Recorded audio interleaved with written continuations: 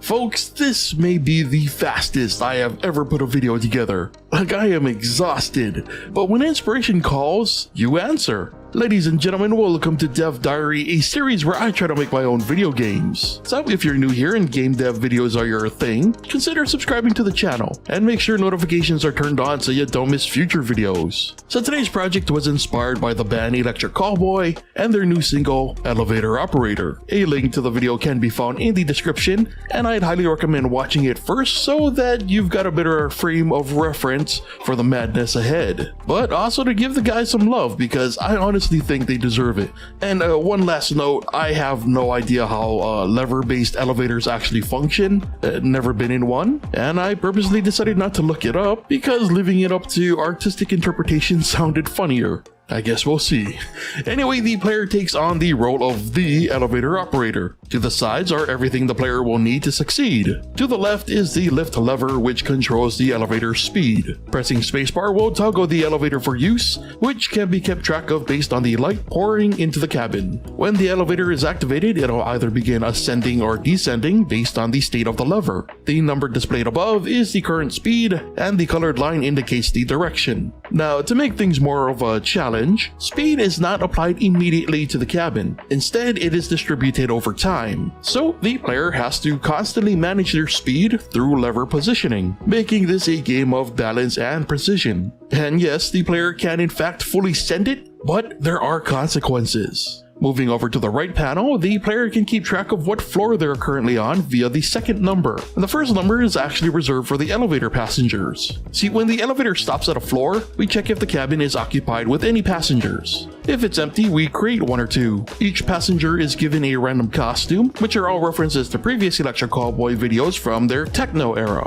When passengers enter the cabin, they will pick a random floor from 0 to 99. That destination is the first number on the right panel. When the passengers reach their desired floor, they will exit the cabin and new passengers will enter. This repeats the process until the operator's shift is ended, which can be kept track of under the numbers on the right-hand panel. And reaching the end of the shift is just one way that this game can end. That's right, folks, we've got multiple endings. As mentioned earlier, the player can fully send the cabin in any direction, and hitting floor 99 or 0 at a speed of 10 or more will result in a different ending, one that better matches the end of the actual music video, with of course the cabin blasting into space. And depending on the floor, we either get to see the cabin exit the top of a building like in the video, or punch right through the earth from the other side. So yeah, actions as the elevator operator have consequences. Kinda like if you enjoy my content, the consequences of supporting me on Patreon mean I can keep making it. Doing so can also get you access to exclusive content and downloads,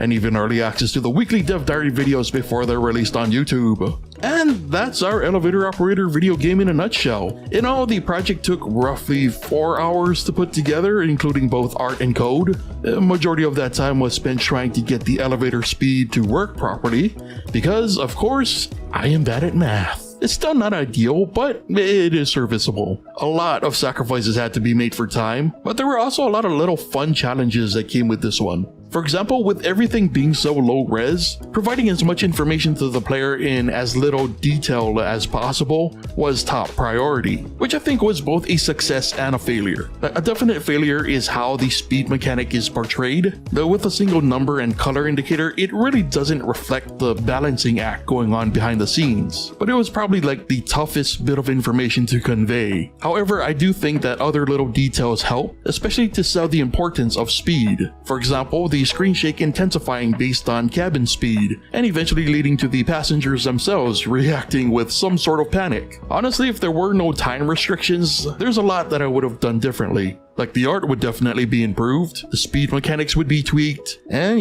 general quality of life improvements would be made. Like, for example, I had planned to allow for the player to use their mouse to control the lever, but it was very touchy and awkward to use. Definitely something that could be ironed out with time. But again, given I had so little time to put this all together, I'm still proud of the end results. Unfortunately, much like the time that I made a game inspired by a Sleep Token music video, I don't know the legalities regarding releasing a playable version of this game. Like, I know firsthand how protective the music industry are of their IPs. So for now, this will just have to be yet another silly attempt to celebrate something that I enjoy. And indeed, I do enjoy Electric Callboy a lot. Not only do I think that they make some pretty great music, but their approach as entertainers is pretty admirable. Like, the best description I think I've ever heard about the band is that they take what they do seriously, but they don't take themselves too seriously, you know? Which is actually how I personally try to approach the content on this channel. But anyway, what did you think of this interpretation? What would you add to make it better? Also, are you a fan of Electric Callboy, or was this your first exposure to the band? Be sure to leave any and all thoughts in the comments. And hey, if you enjoyed the video, be sure to leave a like. But with that said, brings us to the end of today's Dev Diary, so thank you so much for watching, and I'll see you next time.